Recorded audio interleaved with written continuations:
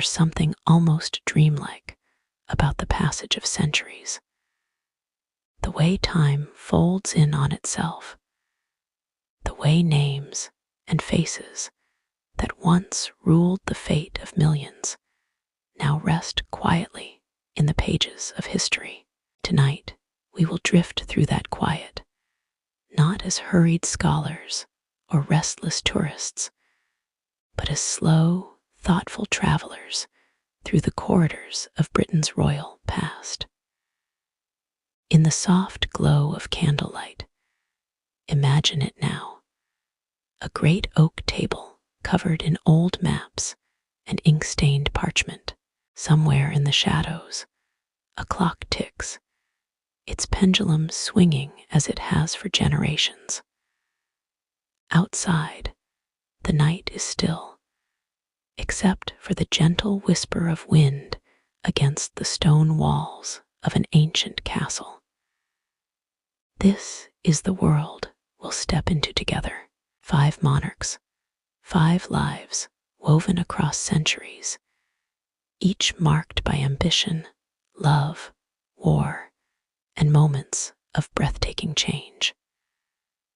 We will begin with a king who reshaped a nation, wander into the troubled reigns of rulers who faced storms of rebellion, and walk alongside a queen whose quiet resolve became the heartbeat of an empire. And yet, we will not rush.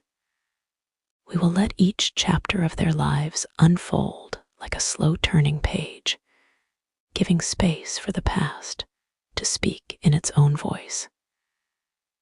You may be lying down now, your room bathed in darkness, or perhaps in the faint shimmer of streetlights through a curtain. Wherever you are, whether the sun has only just set or the small hours have already claimed the sky, take a moment to feel yourself here, listening to the quiet hum of history. From which part of the world are you joining me tonight, and what time is it there? It's always a small wonder to think that as we share this journey, you are there in your own space, and I am here. Yet together, we walk through the same story. In this story, we will meet Henry VII, not the caricature of paintings and schoolroom tailies, but the man who laughed, feared, and made impossible choices. We'll stand with Elizabeth I in the shadow of invasion. We'll hear the hoofbeats of Charles I's final walk, feel the cold resolve of Queen Victoria in an age of empire, and sense the transformation of George VI as he found his voice in the darkest war Britain had ever faced. This is history, but told slowly, gently, as if we are seated by the fire, letting the hours pass unnoticed. Hello, my name is Sherry, and welcome to my channel. So let's begin. Before the world knew him as the thunderous figure of the Tudor court, before the marriages, the proclamations, the break with Rome, Henry was simply the second son of a king. And in that quiet fact lies the first twist of his destiny. It was June 28, 1491, in the royal palace at Greenwich.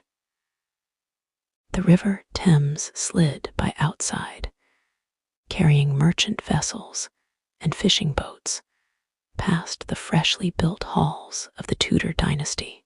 England itself was still catching its breath from the Wars of the Roses, a nation piecing itself together under the careful, calculating hand of Henry VII.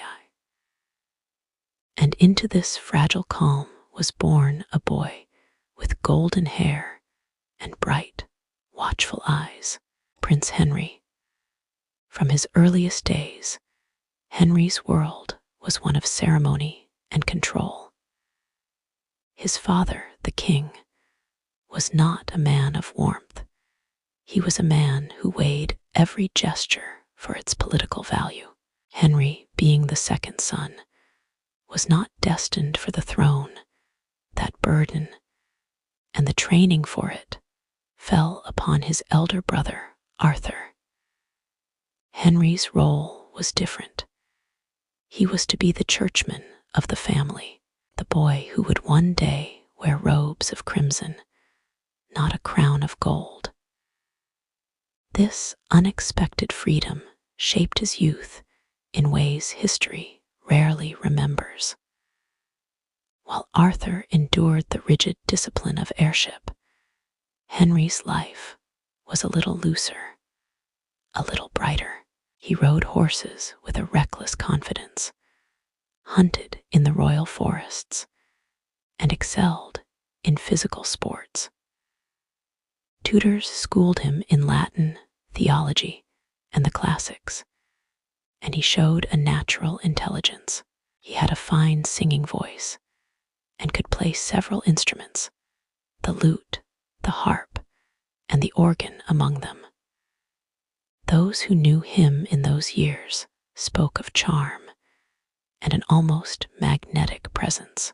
Greenwich, Eltham, and Richmond palaces were the landscapes of his boyhood. Tapestries glowing in candlelight, the smell of beeswax polish on the long tables, and the distant echo of church bells marking the rhythm of the day. The court bustled with diplomats, noble families, and servants, all part of the intricate web of Tudor politics. Even as a boy, Henry learned to navigate it, to greet an ambassador with the right courtesy, to hold himself with poise, to understand when to speak, and when to smile silently. Then came the blow that changed everything. In 1502, when Henry was only 10, his brother Arthur, the Prince of Wales, the future king, fell ill at Ludlow Castle. The illness was swift and cruel, and within weeks Arthur was gone. The weight of the crown shifted, silently and irrevocably, onto Henry's young shoulders. The change in his life was immediate. Gone were the looser freedoms of the second son. The boy was now the heir. Every word he spoke, every lesson he studied, every gesture he made was now measured against the future of England itself. His father, cautious as ever, kept him close, shielding him from unnecessary risk. Hunting trips grew fewer, tutors grew sterner, and the world began to whisper of alliances, betrothals, and the duty that now defined him. Yet beneath the new formality, the young prince carried a restless energy. He was still the boy who loved music and jousting, who laughed loudly in the tilt yard and danced at court celebrations.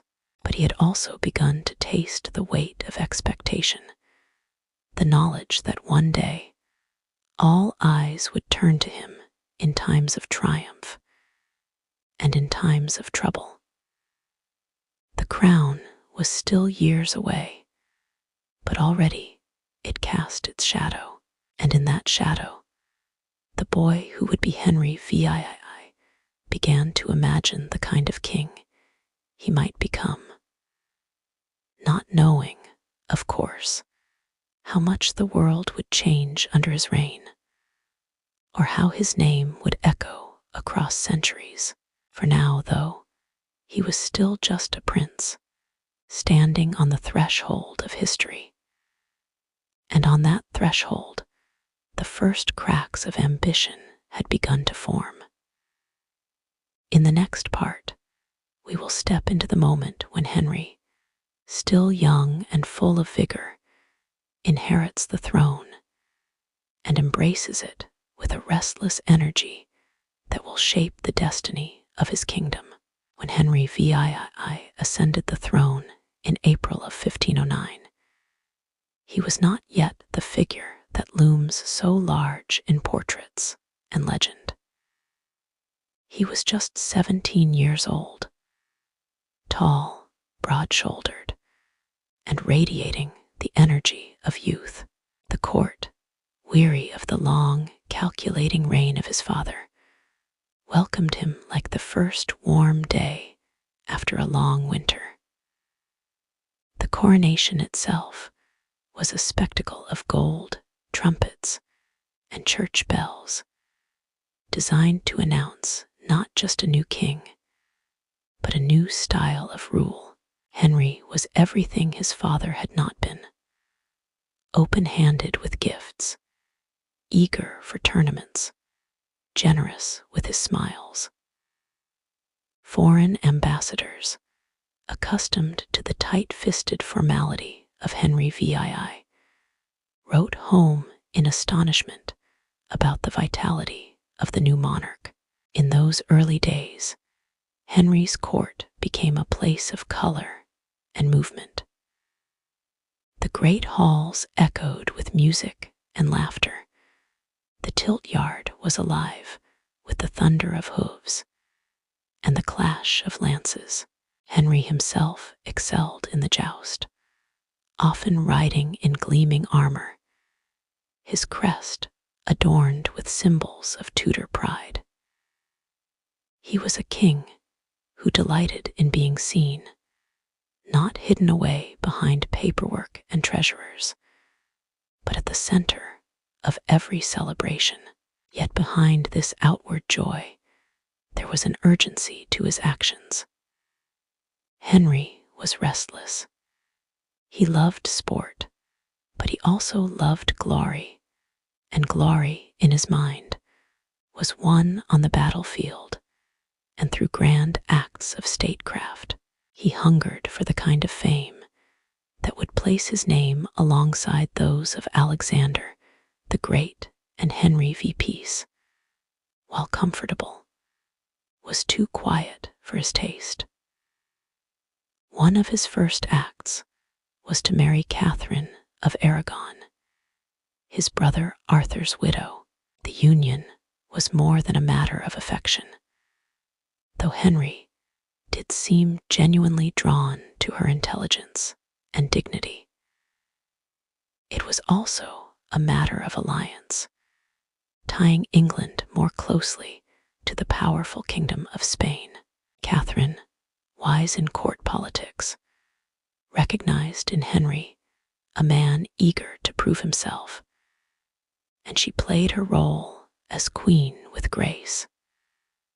But Henry's eyes turned quickly beyond England's borders. The lure of war called to him, particularly in France, where the memory of England's medieval victories still lingered like an unfinished story.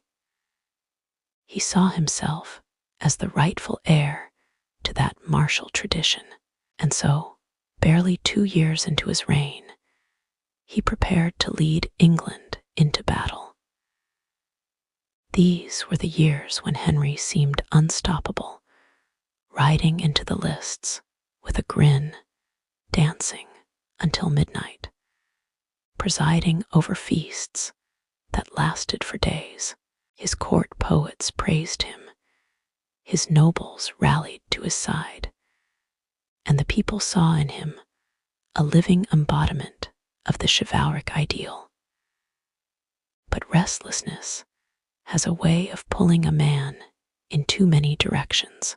Even as Henry chased the banners of war, he also turned his attention to matters at home, overseeing justice, promoting the arts, and surrounding himself with brilliant advisors like Thomas Wolsey, whose ambition matched his own.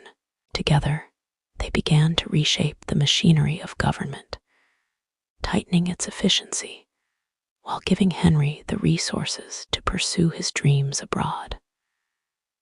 For the moment, the young king's life seemed a perfect balance of splendor and purpose, yet the seeds of future conflict, the endless hunger for military triumph, the need for a male heir, the impatience with limits, were already being sown. In the summer sun of his early reign, those seeds were invisible, buried beneath the shining image of a king who could do no wrong.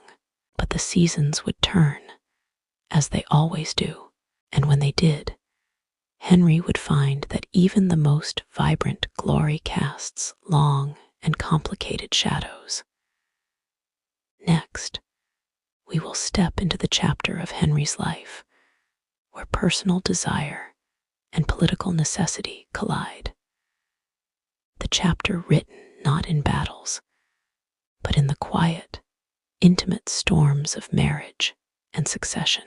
For all his love of pageantry and war, Henry VII's true legacy, the one that still stirs curiosity centuries later, was forged not on the battlefield, but in the chambers of marriage.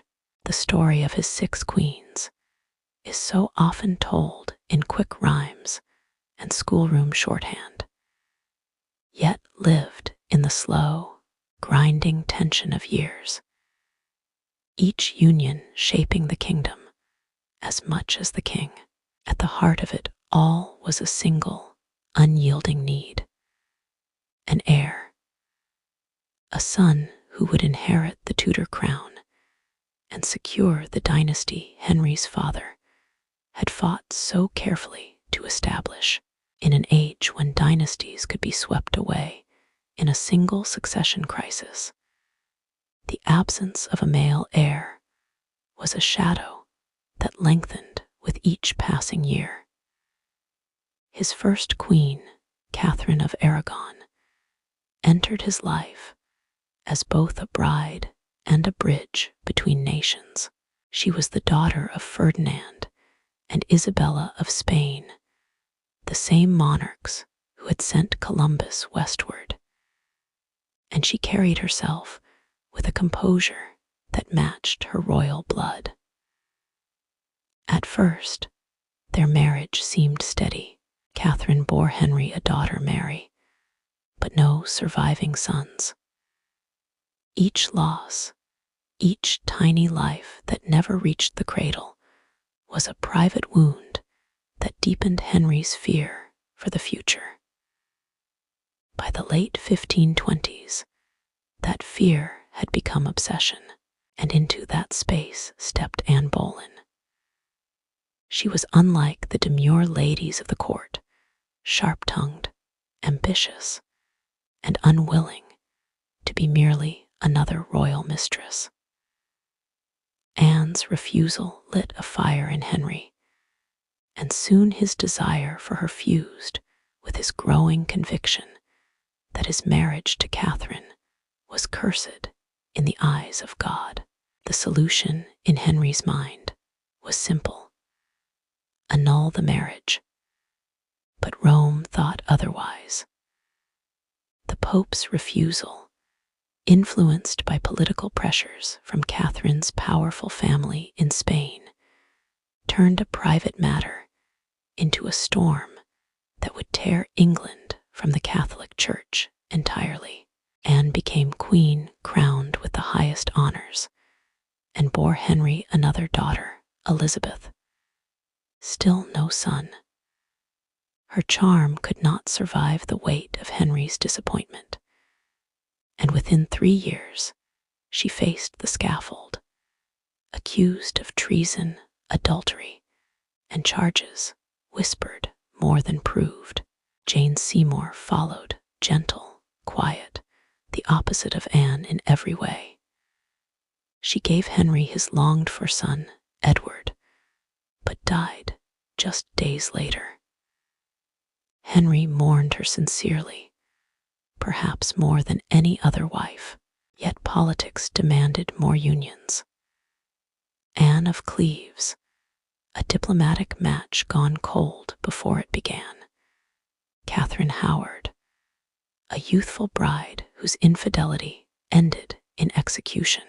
And finally, Catherine Parr, learned and steady, who outlived the king and acted as a mother to his children.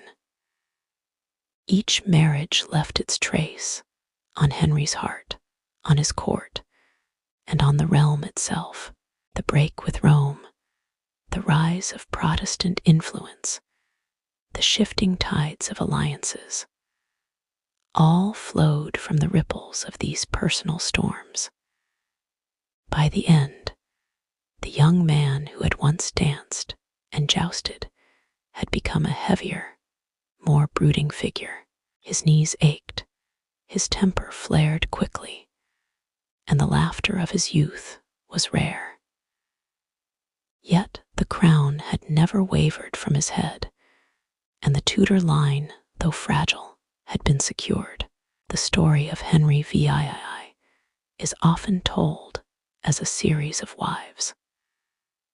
But perhaps it is more truly the story of a man chasing certainty in a world where even kings could not command the future. Next, we will walk into the twilight of his reign, the years where illness, suspicion, and the creeping cold of mortality shaped the kingdom he would leave behind. The Henry who entered the last decade of his reign was not the same vibrant prince who had danced his way into the hearts of his subjects in 1509. Time, war, and the relentless weight of kingship had transformed him. His once athletic frame had grown heavy, burdened by pain and illness.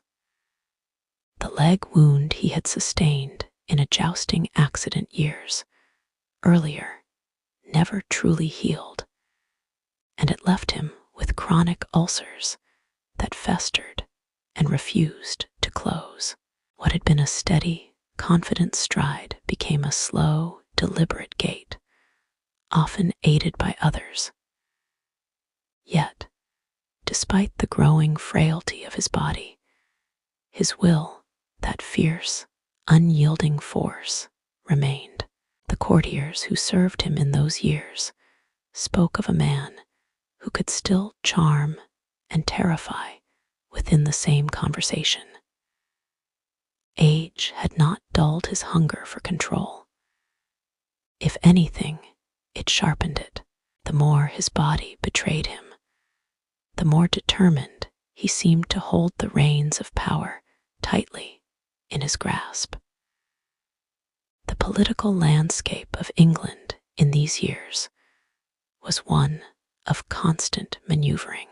The break with Rome had not only changed the country's religious identity, it had also reshaped its alliances and its enemies. Henry found himself navigating a Europe that shifted like sand underfoot. Spain, France, and the Holy Roman Empire forming and breaking pacts in the endless game of continental politics. And then there was the question of succession. His beloved son Edward, the product of his marriage to Jane Seymour, was still a boy. Fragile in health, yet the undisputed heir. His daughters, Mary and Elizabeth, though restored to the line of succession after being declared illegitimate in earlier years, stood as political wildcards in the eyes of foreign powers. The king knew well that any uncertainty over the crown could invite chaos. The same kind of chaos his father had spent a lifetime preventing. Henry's counselors in these later years were men well practiced in survival. Few of those who had basked in his early favor remained. Too many had been discarded, exiled, or executed in the unpredictable storms of his temper. Thomas Cromwell, once the architect of his Reformation, had fallen swiftly when an ill-fated marriage to Anne of Cleves embarrassed the king. Others stepped into the vacuum, careful in their words, keenly aware that the king's mood could shift like the wind. Despite his declining health, Henry still dreamed of military triumphs. In 1544, at the age of 53, he personally led a campaign into France, capturing the city of Boulogne. The feat, though costly and of limited strategic value, fed his sense of glory. To his subjects, it was proof that the old lion still had claws. But the campaign strained England's finances and deepened the nation's debts, leaving his successors with burdens they would struggle to bear. At court, life remained a tapestry of ceremony, gossip, and danger. Catherine Parr, Henry's sixth and final wife, played a delicate role in these years, tending to the king's ailments, acting as a companion, and skillfully avoiding the fate of her predecessors. Educated and politically astute, she promoted religious reform, though not without risk.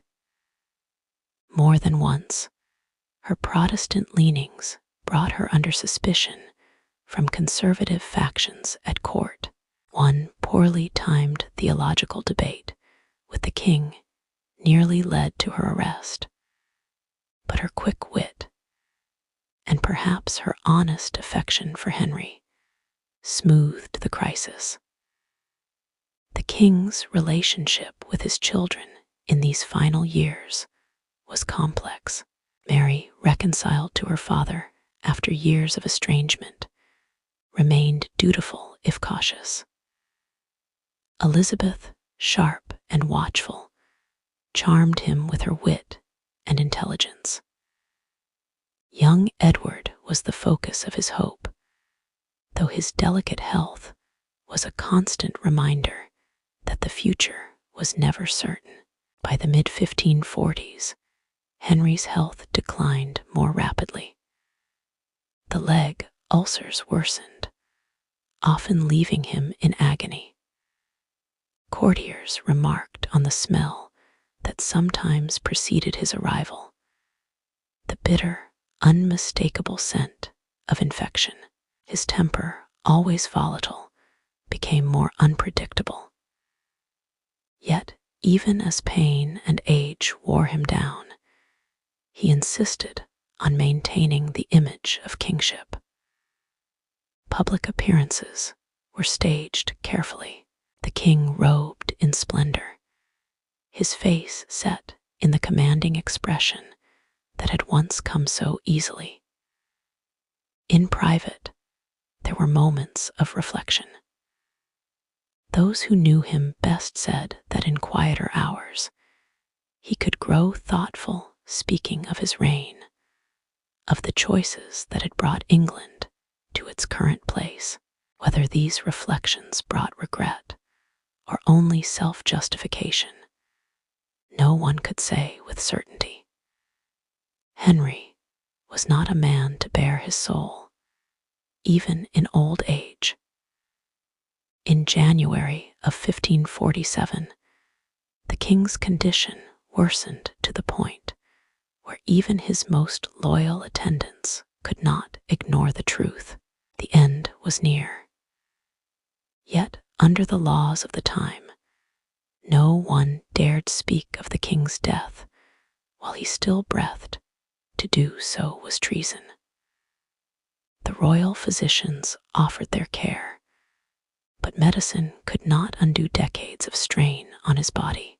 On the night of January 28th, 1547, Henry VII died at Whitehall Palace. he was 55 years old. The boy, who had not been meant to wear the crown, had worn it for nearly 4 decades, reshaping England in ways both magnificent and terrible. His death was followed by a carefully managed silence. The news spread slowly, so that the machinery of succession could move without disruption. Edward VI, just 9 years old, became king, ushered into the role his father had fought so fiercely to secure. Henry's legacy was a complicated tapestry. A stronger monarchy, an independent Church of England, and a courtly culture that blended medieval chivalry with the early flickers of the Renaissance. But it was also a legacy of debt, religious division, and a ruthlessness that had claimed the lives of friends, servants, and wives alike. In the memory of his people, he remained larger than life. Some remembered the young, golden-haired king who brought music and joy to the court. Others could not forget the stern, swollen figure who brooked no dissent. Both were true, for Henry was a man of contradictions, generous and cruel, visionary and impulsive, deeply human yet determined to seem more than mortal. And so the Tudor lion, once restless and roaring, was finally still. Our journey now moves forward to the reign of a daughter who inherited his courage and his cunning. A queen forged in the fires of survival, whose name would define an age. When Henry VII's daughter Elizabeth was born in September 1533, the air at Greenwich Palace was thick with both celebration and disappointment. Her mother, Anne Boleyn, had risked everything to marry the king, and Henry himself had broken from the Pope to make it possible. But the child swaddled in fine linen was not the long-awaited son the king had hoped for. She was a girl. In another family, perhaps that would have been a minor thing, but in the Tudor dynasty, it was no small matter. Elizabeth's birth was a political statement and a gamble. Courtiers murmured polite congratulations while glancing at each other with unspoken questions. Would the king try again for a son, and at what cost? Elizabeth's earliest memories would have been shaped by an abrupt and violent shift in fortune. She was not yet 3 years old when her mother was arrested, tried, and executed on charges of adultery and treason. Charges most historians now see as the convenient tools of a king who had grown impatient. One day she was the pampered daughter of the queen, the next she was declared illegitimate, her mother's name blotted out of official prayers, her own position in the world suddenly uncertain. For a child, such events might not have been fully understood, but they were deeply felt. Elizabeth's household was reduced, her status diminished, and her future dependent on the volatile affections of her father. She learned early to be careful, to speak with thought, to listen more than she revealed, to read the room before she moved in it. These were not just the habits of a shy child, they were the survival skills of a Tudor. Despite the early disgrace, Elizabeth was given an exceptional education. Her tutors recognized her quick mind, and she absorbed languages with remarkable ease. By her teenage years, she could converse fluently in Latin, French, Italian, and Spanish. She studied history, philosophy, theology, and the classical literature of Greece and Rome. She read with a scholar's attention and wrote with precision and elegance. It was unusual, even for a princess, to receive such a thorough humanist education, and it was to serve her well in the years to come. Her father's affections shifted like the tides, but in time, she was restored to the line of succession, not as the first in line, but as a possibility should her younger brother Edward die without heirs. Still, life in the Tudor court was never safe for long. Each change in monarch brought a change in religious policy, and Elizabeth, with her Protestant leanings, had to tread carefully, especially under her Catholic half-sister Mary I. Mary's reign was a dangerous chapter for Elizabeth. The Wyatt Rebellion of 1554, an uprising against Mary's proposed marriage to Philip of Spain, was linked, however tenuously, to Elizabeth. Whether or not she had knowledge of the plot, suspicion was enough. She was arrested and sent to the Tower of London. Imagine, for a moment, what it meant to be led through Traitor's Gate, the cold river water lapping below as you stepped onto the stone. Elizabeth knew well what had happened to her mother within those walls. She was interrogated, kept under guard, and likely wondered each morning whether she would see the end of the day. In the end, Mary lacked the evidence to condemn her sister, and Elizabeth was released. But she did not forget the lesson. Survival in such a world meant not just intelligence, but caution, patience, and the ability to bide one's time until the tide turned. That tide turned in 1558, when Mary died without an heir. Elizabeth, at 25, was proclaimed queen.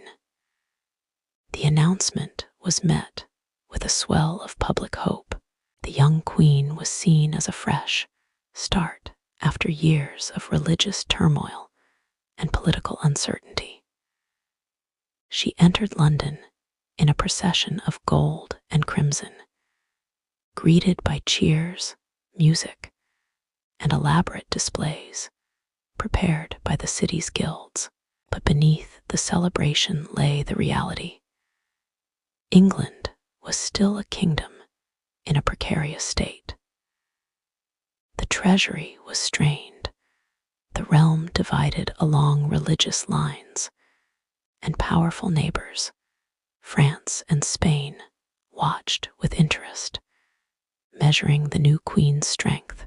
Elizabeth's task was nothing less than to hold the crown steady, heal the divisions of her realm, and secure its place in a Europe that was quick to test the unproven. Her first steps were cautious but decisive. She established a religious settlement that sought a middle way between Catholicism and Protestantism, hoping to quiet the extremes of both sides. She chose her advisors with care, men like William Cecil, whose loyalty and skill would prove indispensable. She kept her own counsel closely, never revealing more than necessary, and she made a conscious choice to remain unmarried, a decision that baffled foreign courts and frustrated some of her own nobles. But for Elizabeth, marriage was not just a personal matter. It was a political weapon, one she could use to her advantage by keeping foreign suitors guessing.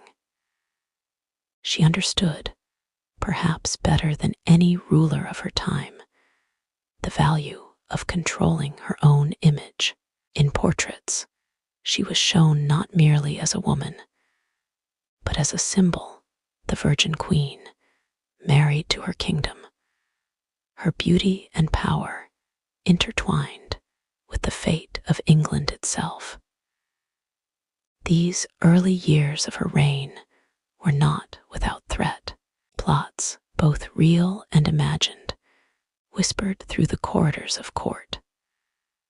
Foreign ambassadors watched her closely, reporting home every rumor and gesture.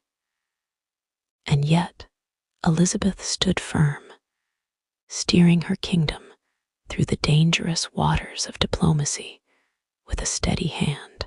She was, by nature, cautious, but she was also capable of sudden, decisive action when the moment demanded it.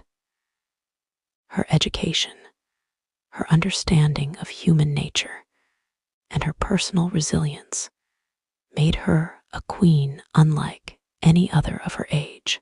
She had been shaped by fire, the execution of her mother, the suspicion of her sister, the cold walls of the Tower. She knew how quickly fortune could turn, and that knowledge made her both careful and unyielding. The stage was now set for the defining trials of her reign, the threats from abroad that would test her leadership and her courage before the watching eyes of the world. In the next chapter, we will find ourselves in the tense months before the Spanish Armada, as Elizabeth stands at the edge of invasion, her kingdom's fate hanging on the wind and the will of its queen. The 1580s were years of tightening knots, years when tension wound itself slowly, strand by strand, into a rope that could either hold England secure or pull it under. To understand the Spanish Armada, we must first step into that tightening world where faith, politics, and pride were inseparable, and where Elizabeth I stood in the crosshairs of the most powerful empire of her time. Spain, under King Philip II, was no ordinary adversary. His realm stretched across Europe and into the New World, a web of territories and wealth gathered from oceans and continents. He was devoutly Catholic and saw himself as the sword arm of the faith. England, under Elizabeth, had broken from Rome and established a Protestant settlement. To Philip, this was heresy. To many Catholics in England and abroad, Elizabeth was not the rightful queen at all, but a usurper. The religious divide was not just a matter of belief. It was a matter of power, legitimacy, and survival. Plots bubbled against Elizabeth's life, some with Spanish backing. The most dangerous involved her cousin Mary, Queen of Scots, a Catholic with a strong claim to the English throne. For nearly 20 years, Elizabeth kept Mary imprisoned, a living banner for those who dreamed of reversing the Reformation. In 1587, after one plot too many, the Babington Plot, with its clear link to Mary, Elizabeth reluctantly signed the warrant for her cousin's execution. It was a moment that shook Europe. For Philip, Mary's death was the final spark. He began assembling a fleet, the Armada, with the aim of invading England, overthrowing Elizabeth, and restoring Catholic rule. The plan was simple in outline, complex in execution. A massive fleet would sail from Spain to the English Channel, link up with an army in the Spanish-controlled Netherlands, and ferry it across to England. Elizabeth knew the threat was real. Spies and informants, part of the vast network woven by her advisor Sir Francis Walsingham, brought word of Spanish preparations. Yet the Queen remained outwardly calm. She had been in danger before, from conspirators, from foreign powers, even from her own family, and she understood the importance of composure. Panic, once loosed in the court or among the people, could do the enemy's work for them. England's navy, though smaller than Spain's, had advantages. Faster ships, experienced captains like Sir Francis Drake and Lord Charles Howard, and the familiarity of home waters. Drake, ever the bold seaman, had already struck a blow by raiding the Spanish port of Cadiz in 1587, delaying the Armada's launch, and singeing the King of Spain's beard, as he put it with typical swagger. But such blows could not halt the inevitability forever. By the summer of 1588, the Armada was ready. A crescent-shaped formation of more than 130 ships, galleons, supply vessels, and troop transports sailed from Spain, carrying around 30,000 men. Their passage up the Channel was like a slow-moving storm on the horizon, one that could be tracked day by day from the English coast. The English fleet shadowed the Armada, striking when it could, harrying the edges of the formation, but avoiding a direct and costly engagement. Then came the night of July 28th, when the English sent fireships, old vessels set ablaze, drifting into the anchored Armada off Calais.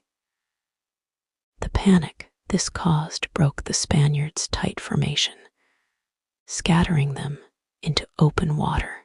The next day, the two fleets clashed off Gravelines in a fierce battle. English cannon fire, aided by the maneuverability of their ships, inflicted serious damage. The Armada, battered and unable to link with the army in the Netherlands, was forced to retreat. Nature itself became England's final ally. Storms in the North Sea drove the Spanish ships into a desperate, ragged voyage around Scotland and Ireland, where many were wrecked. Of the original Armada, fewer than 2/3 limped back to Spain. For Elizabeth, the victory was more than military, it was symbolic. She had faced the mightiest empire of her day and stood unbroken. The moment was immortalized in a scene that, even centuries later, still echoes with drama. In August, as the Armada approached, Elizabeth rode to the coastal camp at Tilbury to address her assembled troops. Dressed in armor over a white gown, she spoke words that rang like steel. "I know I have the body of a weak and feeble woman, but I have the heart and stomach of a king, and of a king of England too." Those who heard her that day felt the power of the moment, the blending of monarch and nation, the shared resolve to defend their shores. The speech, like the victory itself, became part of her legend. Yet Elizabeth, ever cautious, did not overreach in the wake of triumph. She knew the war with Spain was not over. Smaller raids and expeditions continued for years.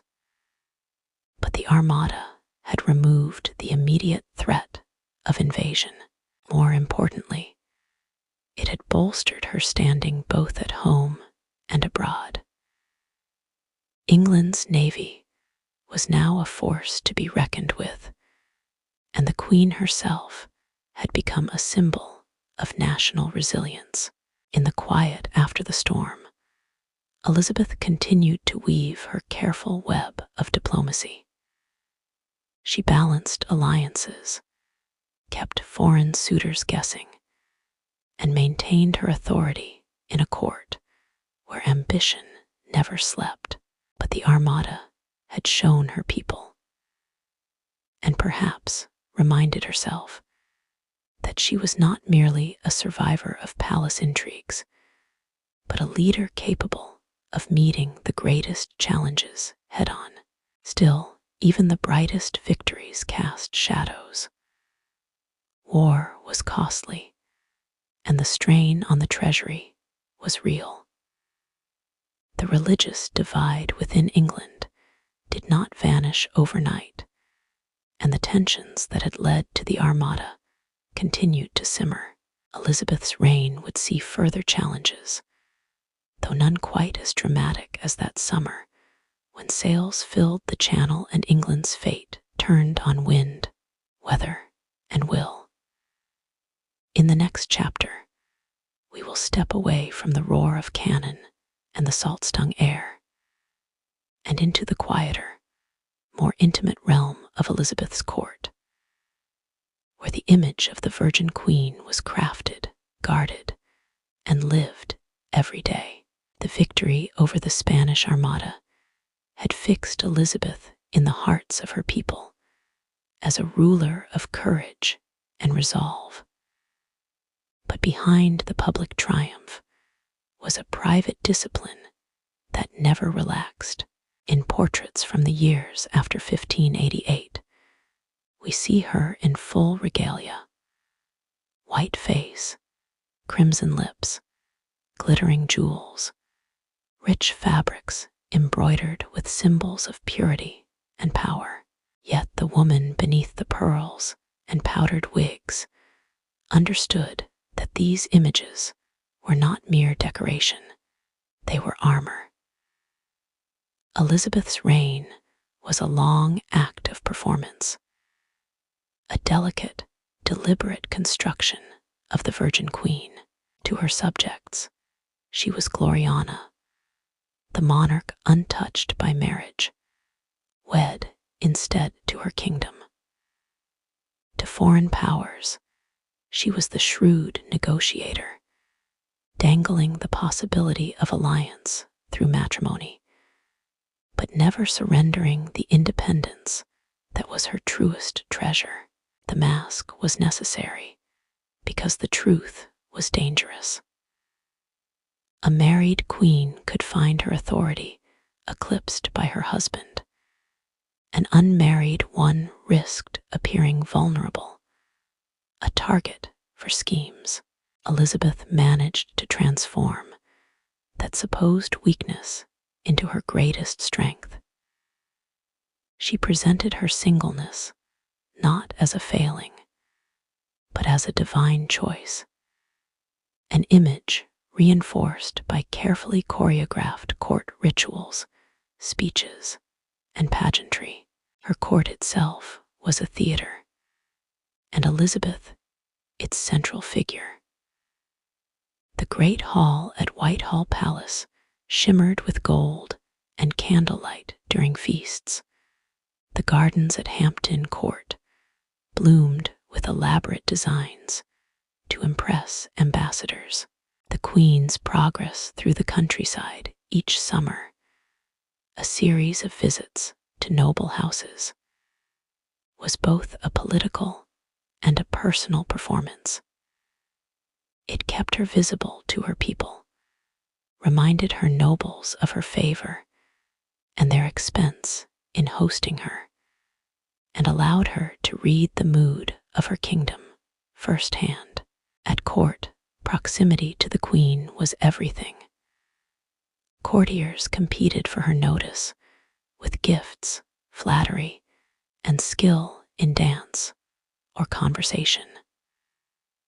Poets wrote verses in her honor, painters vied to capture her likeness according to the approved iconography.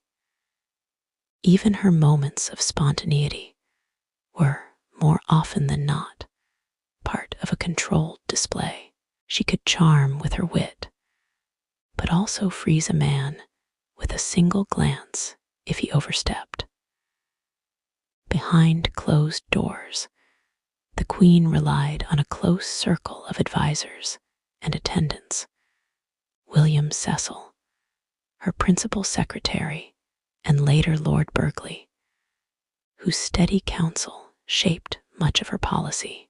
Sir Francis Walsingham, her spymaster, who kept her informed of threats at home and abroad, and Robert Dudley, Earl of Leicester, her lifelong friend and rumored love. These relationships were complex. Elizabeth was capable of deep affection, but she guarded her authority fiercely. She had seen too much betrayal in her youth to place blind trust in anyone, no matter how beloved. Her private life was a subject of endless speculation, both in her own time and in the centuries since. The question of whether she ever took a lover remains one of history's tantalizing mysteries. What is certain is that she understood the value of ambiguity. Let them wonder, she seemed to say. The uncertainty kept her in control of her narrative and her court. The image of the Virgin Queen was not only a shield against political danger, it was also a unifying emblem for her people. In an age when England was still finding its identity after decades of religious and political upheaval, Elizabeth became the embodiment of stability. Her portraits were not simply likenesses, but symbolic compositions. Pearls for purity, a hand resting on a globe to signify imperial ambition, suns and moons to suggest divine favor. But the role was not without cost. Maintaining the mask required constant vigilance. Elizabeth's health was closely guarded information. Any sign of weakness could embolden her enemies. As she aged, she fought to preserve the image of youthful vitality that had once come so naturally. The elaborate wigs, the heavy makeup, the carefully staged public appearances, all were part of a lifelong battle against the perception of decline. In the quiet hours, away from the eyes of ambassadors and courtiers, one wonders what thoughts passed through her mind. Did she ever regret the solitude that came with her chosen image? Did she, like her father, feel the weight of the crown pressing heavier with each passing year?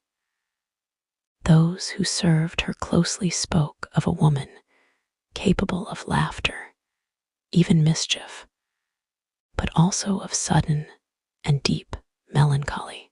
Her reign, for all its grandeur, was never free of threat. Catholic plots continued, some encouraged by Spain or the Pope. The war with Spain dragged on, draining resources. Famine and plague struck at intervals, reminding the Queen and her people of the fragility of life. Elizabeth met these challenges with the same composure that had carried her through the Armada crisis. But each one tested the limits of her strength and her court's loyalty. Yet she endured, year after year, her image growing more entrenched in the national imagination. By the 1590s, she was not just a monarch, but a living legend, a figure who had presided over an England that was more confident, more connected to the wider world, and more conscious of its own identity than at any time in living memory. The Virgin Queen's mask had done its work. It had kept her safe, kept her powerful, and turned her reign into a golden age in the eyes of many. But masks, no matter how skillfully worn, cannot last forever. The Queen was in her 60s now, and the question of succession, the same question that had haunted her father, loomed larger with each year. Elizabeth had no direct heir, and her reluctance to name one left her council uneasy. Still, she kept her counsel, just as she had from her youth, trusting that the careful balance she had maintained for decades could hold a little longer. Next, we will turn from Elizabeth's long watch over her kingdom to a very different monarch, a king whose belief in the divine right to rule would set him on a collision course with his own people. The early 17th century brought a new kind of challenge to the British monarchy, embodied most intensely in the reign of Charles I. Unlike Elizabeth's calculated poise and delicate diplomacy, Charles ruled with an unshakable belief in the divine right of kings, that his authority came directly from God, and was therefore beyond question or challenge. This conviction would set the stage for a profound and violent conflict that tore England apart. Charles was born into a world of grandeur and privilege in 1600, the second son of King James VI of Scotland, who would become James I of England in 1603, uniting the crowns. From an early age, Charles was steeped in the trappings of royalty, but also groomed to assert his authority. He was handsome and charismatic, but possessed a temper and stubbornness that would mark his rule.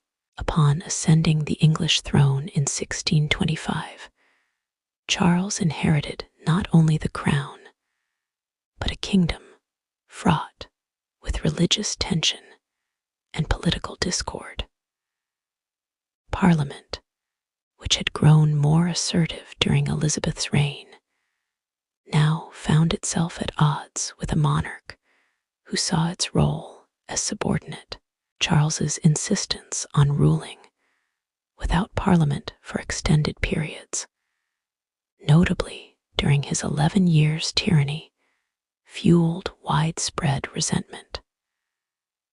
Religion was at the heart of much of this unrest. Charles married Henrietta Maria, a Catholic French princess, which alarmed his Protestant subjects. He supported the High Anglican Church and favored elaborate rituals, which many Puritans and other reformers saw as dangerously close to Catholicism. These religious policies deepened the divide between the crown and a significant portion of the population. The king's financial policies were equally contentious.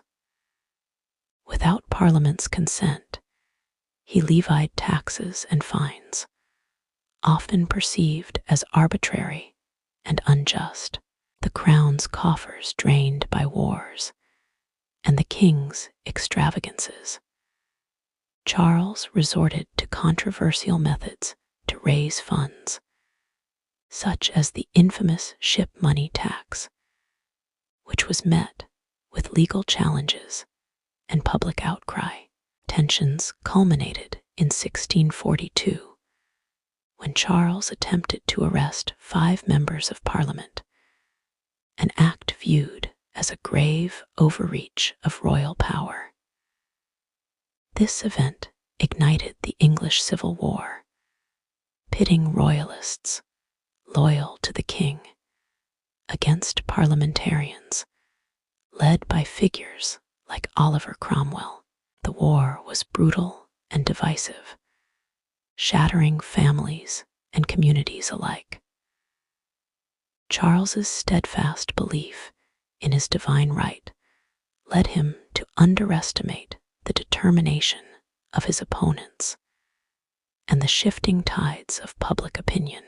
After years of conflict, defeat, and imprisonment, he faced trial in 1649. The charges against him were unprecedented: treason against his own people. His execution by beheading on January 30, 1649, marked a seismic shift in British history. The first time a reigning monarch was legally tried and executed by his subjects. The king's death sent shockwaves across Europe and left England without a monarch for over a decade, ushering in the Commonwealth under Cromwell. Yet, Charles's legacy endured, stirring debates about authority, governance, and the rights of rulers versus the ruled. As night falls on this tumultuous chapter, one cannot help but wonder: how does a king who believes himself ordained by God come to be judged by men? And what price does a nation pay when its sovereign and its subjects lose their shared vision? In the following section, we will explore the restoration of the monarchy with Charles II, a king who returned not with divine mandate, but with the promise of joy, celebration, and a fragile peace. The execution of Charles I left England in uncharted waters, its ancient monarchy abolished and replaced by a commonwealth ruled by Oliver Cromwell's iron hand. But the longing for restoration, for the familiar rhythms of court and crown, lingered in the hearts of many. When Charles II, the son of the beheaded king, was invited back from exile to reclaim the throne in 1660, England embraced a new chapter, one that shimmered with both hope and uncertainty. Charles II returned to London amid cheering crowds, the streets alive with celebration. The long years of civil war, regicide, and puritanical austerity seemed to vanish in the rush of music, laughter, and the glow of candlelit theaters. The restored monarchy promised not just political stability, but a release from the strictures of Cromwell's Commonwealth. Charles became known as the Merry Monarch, a king who delighted in the pleasures of life: music, art, dance, and witty conversation. Yet beneath the festivity lay a delicate balance. Charles II was a monarch cautious of repeating his father's mistakes. He navigated Parliament with care, aware that its power had grown and that compromise was essential. His reign saw the beginnings of constitutional monarchy, as the ancient struggle between crown and parliament evolved into a more nuanced dance of power sharing. Religion, ever the tinderbox of English politics, remained a thorny issue. The king's own sympathies leaned towards Catholicism, stirred by his close ties with his Catholic brother, James, Duke of York. But the nation was overwhelmingly Protestant, and Charles had to walk a fine line to keep peace between factions. His secret Catholic leanings and his suspected involvement in the Popish plot scandal would fuel suspicion and political intrigue for years to come. The Restoration also brought a cultural flowering. The reopening of theaters, closed during Cromwell's rule, sparked a vibrant renaissance in English drama and literature. Figures like John Dryden rose to prominence, and the court itself became a hub of artistic patronage. The lavish ceremonies and public events surrounding the monarchy were carefully staged to restore royal prestige and affirm the social order. Despite his popularity, Charles's reign was shadowed by personal scandal and political turbulence. His numerous mistresses, the illegitimate children he openly acknowledged, and his hedonistic lifestyle drew criticism, even as they captivated the public imagination. Yet for many, Charles's ability to charm and entertain helped smooth over the wounds left by years of civil strife. The king's foreign policy was cautious but pragmatic. England sought to rebuild its navy and colonial ambitions, while avoiding the costly continental wars that had drained resources in previous reigns. Alliances shifted and treaties were signed, but the memory of conflict remained close. As the sun set on Charles II's reign, questions lingered about succession. His brother James, a devout Catholic, was the heir apparent, and his potential ascent stirred fears of renewed religious conflict. The merry monarch's legacy was one of both restoration and unresolved tension, a bridge between the old world of absolute monarchy and the emerging modern state. Next, we shall turn to the reign of James II, a king whose devotion to faith and crown would bring England to the brink once more, setting the stage for revolution and the birth of constitutional monarchy. James II ascended the throne in 1685 amid a nation still healing from the wounds of civil war and wary of religious discord. Unlike his brother Charles II, who had hidden his Catholic sympathies behind a facade of tolerance and charm, James wore his faith openly, a Catholic monarch in a land deeply suspicious of Rome. His reign, though brief, would become a pivotal turning point, shaking the foundations of monarchy and transforming the relationship between king and people forever. From the outset, James's firm commitment to Catholicism alarmed Parliament and many of his subjects.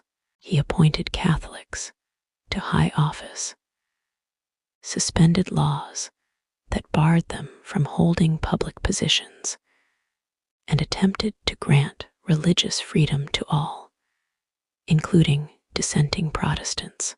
His actions were seen not just as religious favoritism, but as a direct challenge to the Protestant establishment that had defined England for more than a century.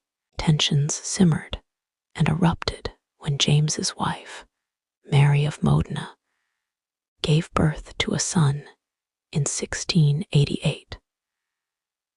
Until then, his Protestant daughters from his first marriage seemed the natural heirs, a reassuring prospect for those wary of a Catholic dynasty.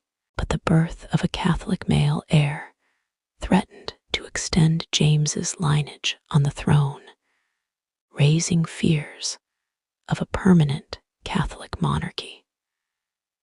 This crisis sparked a political storm.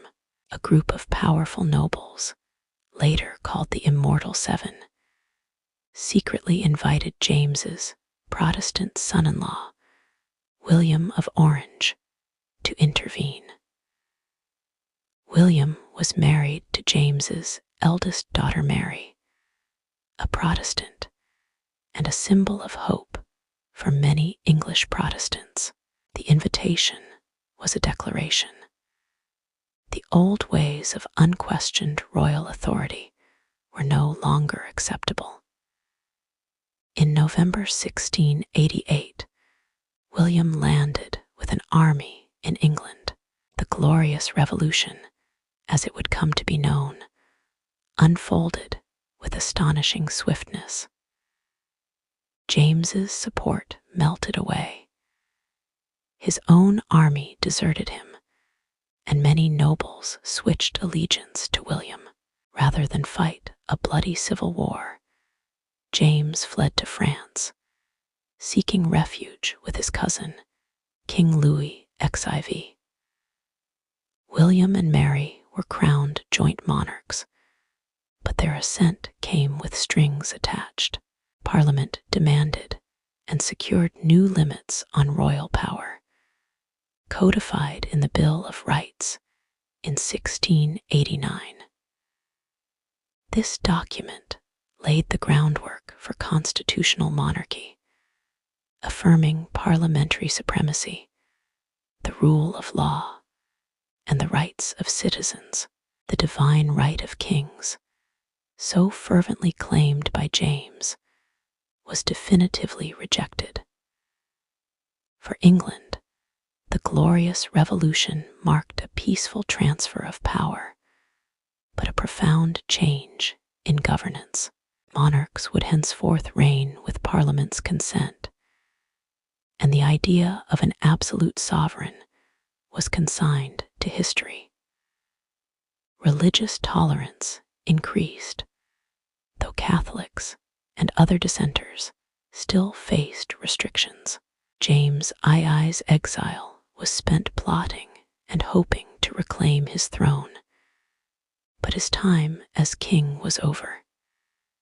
His reign may have been short, but its legacy was monumental, a cautionary tale about the limits of power and the necessity of consent in rule. As the tides of revolution settled, the British monarchy entered a new era, one defined not by unchecked authority, but by balance and compromise. In the next section, we will explore the reign of Queen Anne, whose time on the throne saw the union of England and Scotland and the birth of Great Britain. The dawn of the 18th century brought Queen Anne to the throne, a monarch whose reign would witness the forging of a new nation, Great Britain. Anne's rule was marked by political intrigue, personal struggle, and the momentous union of England and Scotland, an act that reshaped the islands forever. Anne was born in 1665, the daughter of James II and his first wife, Anne Hyde. Raised Protestant after her father's Catholic conversion forced exile, Anne's early life was shaped by religious conflict and the ever-shifting allegiances of the royal family. Her marriage to Prince George of Denmark was a source of personal comfort, though it produced no surviving heirs, a fact that shadowed her reign with the question of succession.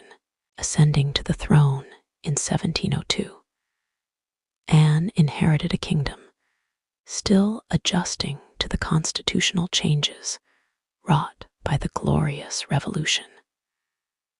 Her reign was dominated by the rise of party politics, Whigs and Tories battling fiercely over the direction of the nation.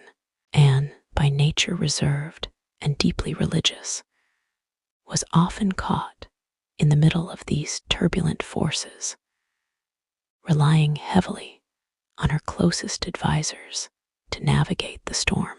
One of the most defining achievements of Anne's reign was the Act of Union in 1707, which united the separate kingdoms of England and Scotland into a single sovereign state, Great Britain.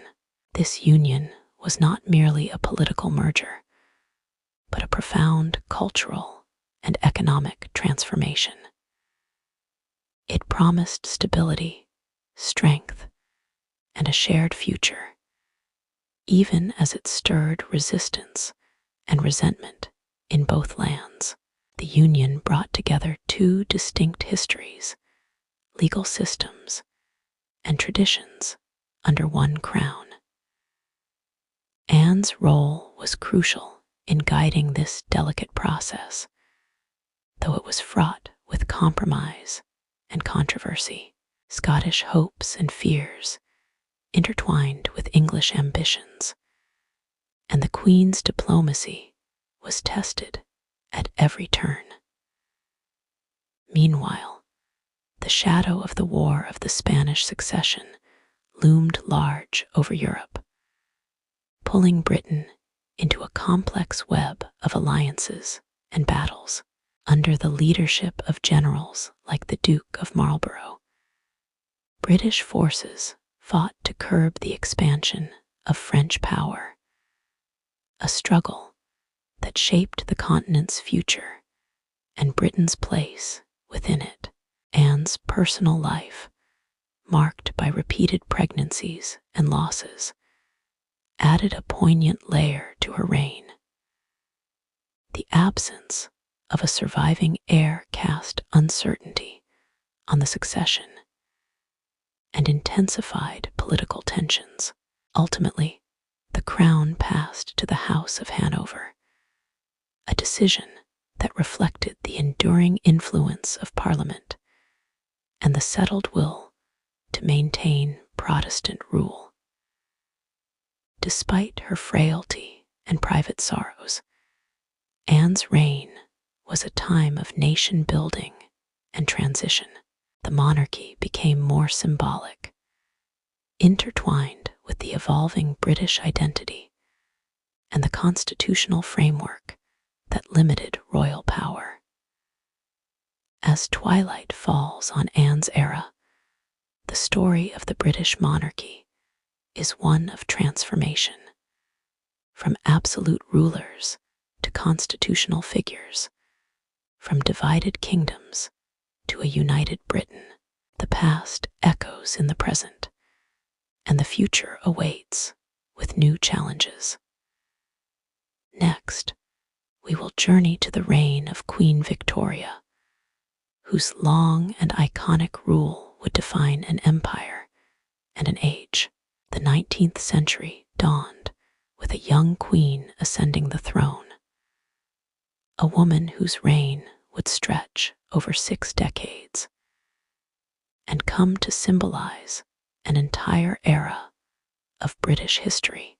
Victoria was only 18 when she became queen in 1837, but her rule would witness a transformation of the monarchy and the empire unlike any before.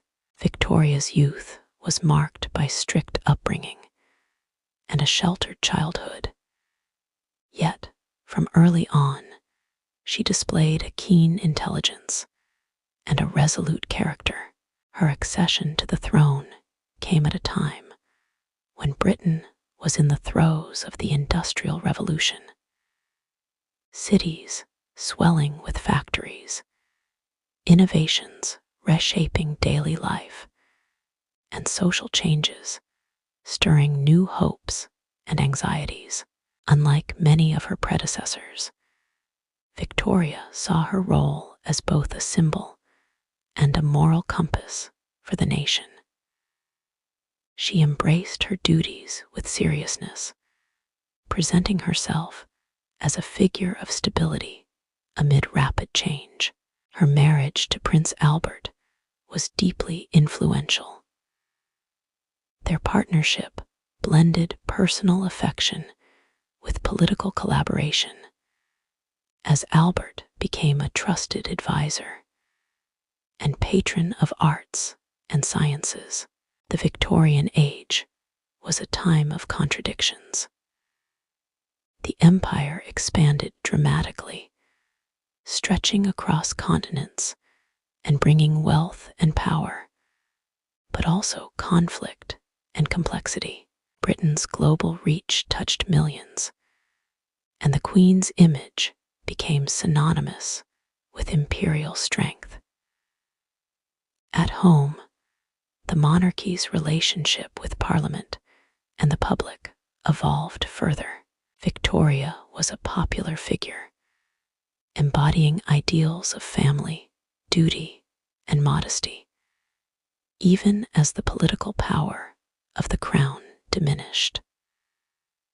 The rise of the constitutional monarchy was cemented under her watch, with the sovereign becoming more a unifying figure than a direct ruler. Victoria's reign also bore witness to tragedy and personal loss. The death of Prince Albert in 1861 plunged her into deep mourning, a grief she carried for the rest of her life. Her withdrawal from public life during this period affected the monarchy's image, but she eventually returned to the public stage, balancing her private sorrow with public responsibility. The Queen's long reign saw Britain at the height of its industrial, cultural, and military power. Railways, telegraphs, and steamships connected the empire in new ways. The arts flourished, and social reforms gradually improved living conditions for many.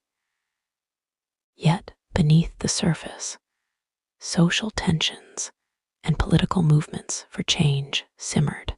Victoria's legacy is vast. She personified an age, and her influence extended far beyond Britain's shores. She witnessed the rise of modern Britain, the transformation of monarchy, and the complexities of empire. Her reign was not simply a period of rule, but a shaping force for a nation's identity and destiny.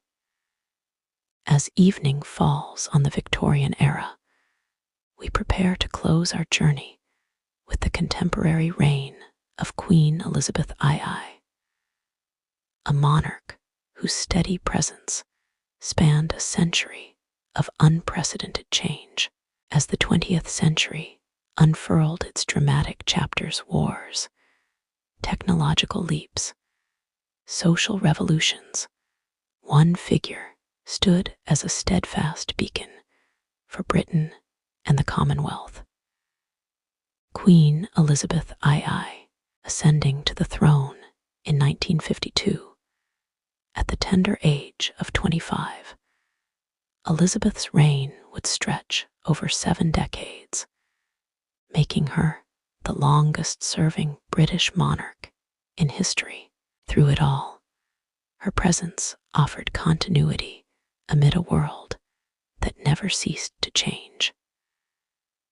Elizabeth was born into a world still reeling from the First World War and facing the rising shadows of the next. Daughter of King George VI, she was not initially expected to inherit the throne. Yet, when her uncle abdicated in 1936, her father became king, and Elizabeth was thrust into the role of heir presumptive. During World War II, young Elizabeth embodied resilience. She trained as a mechanic and driver in the Auxiliary Territorial Service, a powerful symbol that the monarchy was part of the national effort. Her coronation on June 2, 1953, was a historic event, the first ever televised, allowing millions around the world to witness the solemn ceremony. It marked a new era of accessibility for the monarchy. Elizabeth understood the power of connection, engaging with her people through visits, speeches, and broadcasts, especially during times of hardship. The post-war years brought immense transformation. The British Empire was rapidly decolonizing as former colonies gained independence and the Commonwealth of Nations took shape. Elizabeth's role evolved accordingly, not as an imperial sovereign, but as a unifying figurehead for a diverse global family of nations, tied together by shared history and values. At home, Britain faced social upheaval and cultural revolutions, the swinging 60s, economic challenges, and the reshaping of society's values. Elizabeth navigated these changes with quiet dignity, upholding traditions while embracing modernization. She adapted the monarchy's image, supporting charitable causes, modernizing palace communications, and sustaining relevance in an increasingly media-savvy age. Yet, the Queen's reign was not without trials. The late 20th century brought personal scandals and tragedies into the public eye, from the breakdown of royal marriages to the death of Princess Diana in 1997, a moment that deeply affected the nation and the monarchy's public standing. Elizabeth faced criticism, but also showed resilience, gradually modernizing the royal family's approach to public engagement. Internationally, Elizabeth played a subtle but vital diplomatic role, fostering relations during the Cold War and beyond. Her visits to countless countries, from the United States to Africa, symbolized Britain's changing place in the world, shifting from imperial power to global partner. Throughout, Elizabeth's steadfastness was a source of comfort. Her daily commitment, attending countless official engagements, state dinners, and ceremonies, demonstrated a dedication that few could match. Her reign bridged centuries of history, from horse-drawn carriages to space exploration, from the era of telegrams to the digital age. The Queen's relationship with her prime ministers, including Winston Churchill and Margaret Thatcher, reflected her influence behind the scenes, an advisor, confidant, and symbol of stability. Her ability to remain above politics, yet engaged, was a hallmark of her rule. As the 21st century progressed, questions arose about the monarchy's future, especially with the changing attitudes of younger generations. Yet Elizabeth's reign remained a defining symbol of continuity in a fast-paced world. Her calm, measured presence helped the monarchy weather storms, adapt, and endure. Now, as twilight descends on the reign of Queen Elizabeth II, we reflect on a life of unwavering service, a chapter that has shaped not only Britain, but the modern world. Her story is not merely of crowns and ceremonies, but of a deeply human commitment to duty, resilience, and grace in the face of relentless change. Our journey through the lives of these great British monarchs draws to a close, but their stories, woven through centuries of triumph, tragedy, and transformation, continue to echo in the present. In our final section, we will softly reflect on their legacies and what they mean for us today as night deepens around you. As the quiet of night deepens around you, let us pause for a moment to reflect on the lives and legacies of the 5 great British monarchs we have journeyed through tonight, from the golden age of Elizabeth I to the steady reign of Queen Elizabeth II. These sovereigns lived through eras of immense change, shaping the course of history, and in turn, being shaped by it.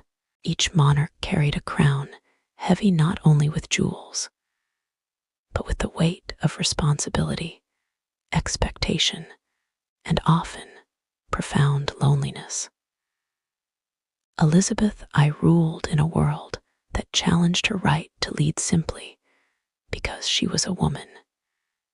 Yet her reign became synonymous with strength, artistry, and the flourishing of English identity. Charles I's steadfast belief in divine right, while unwavering, collided tragically with the changing tides of political power, reminding us how fragile the bond between ruler and people can be. Charles II, returning amid revelry after years of turmoil, embodied a nation's yearning for joy and restoration. His charm and wit belied the fragile peace he inherited, where old wounds still festered beneath celebrations.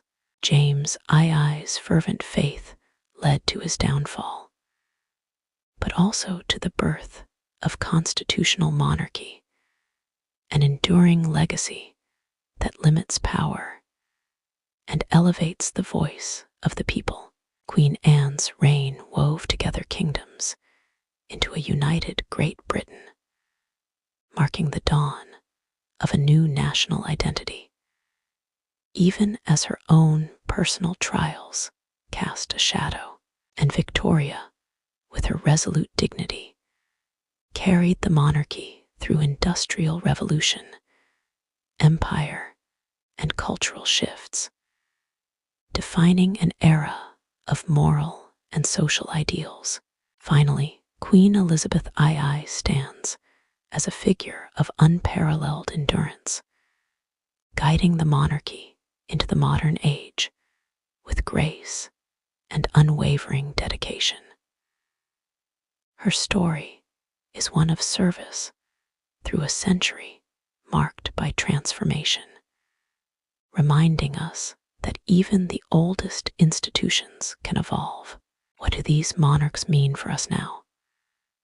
Perhaps their stories invite us to consider the delicate dance between power and humility, tradition and change.